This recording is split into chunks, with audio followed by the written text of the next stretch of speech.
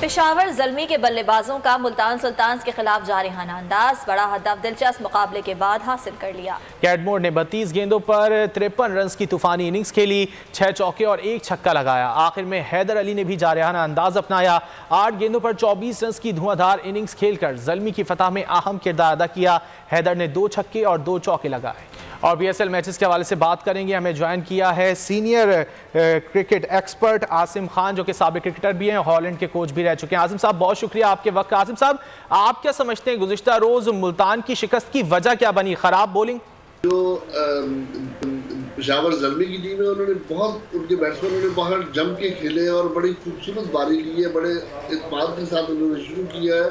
और मैं समझता हूँ कि इन विकेटों में इसी तरह की क्रिकेट होनी चाहिए जो पेशावर ज़ल्मी ने खेली है।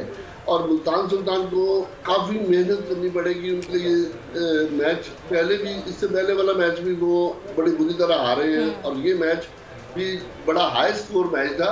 उम्मीद तो ये थी कि मुल्तान सुल्तान जीतेगा, मगर मुल्तान सुल्तान के बॉलर्स जो है उनका साथ नहीं दे पाए। ठीक है आसिम साहब, अगर हम टॉस के हवाले से बात करें तो शुरू से हम ये हिकमत अमली देख रहे हैं कि जो टीम टॉस जीत रही है वो पहले फील्डिंग का फैसला कर रही है। ये भी काफ़ी कारगर साबित हो रहा है टीम्स के लिए। ठीक है आसिम साहब, अगर हम टॉस के हवाले से बात करें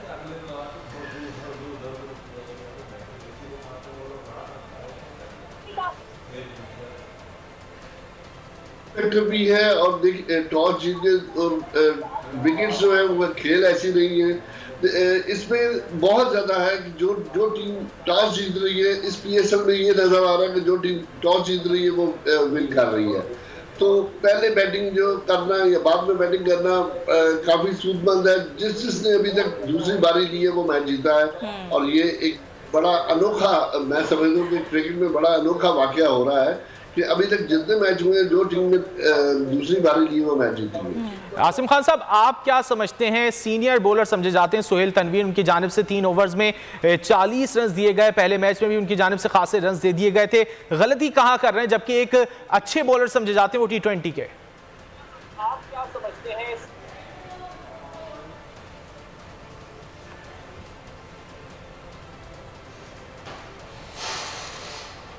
अच्छे बॉलर समझे जाते हैं वो T20।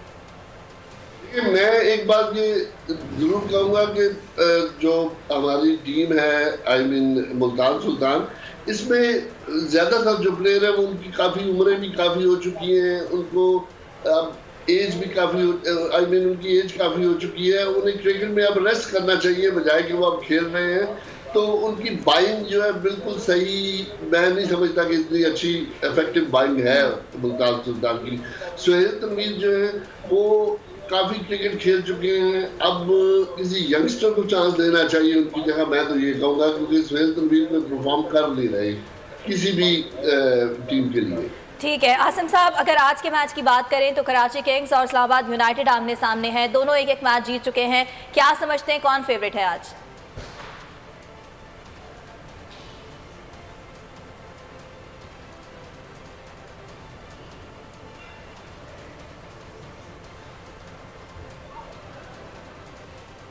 ये मैच बहुत बड़ा है और मैं कहूँगा कि कराची का पलड़ा ज़्यादा भारी है, क्योंकि उनके बैट्समैन और बॉलर सारे इन फॉर्म है और आई मीन उनकी जो कोचिंग टीम है वो बड़ी स्ट्रांग है।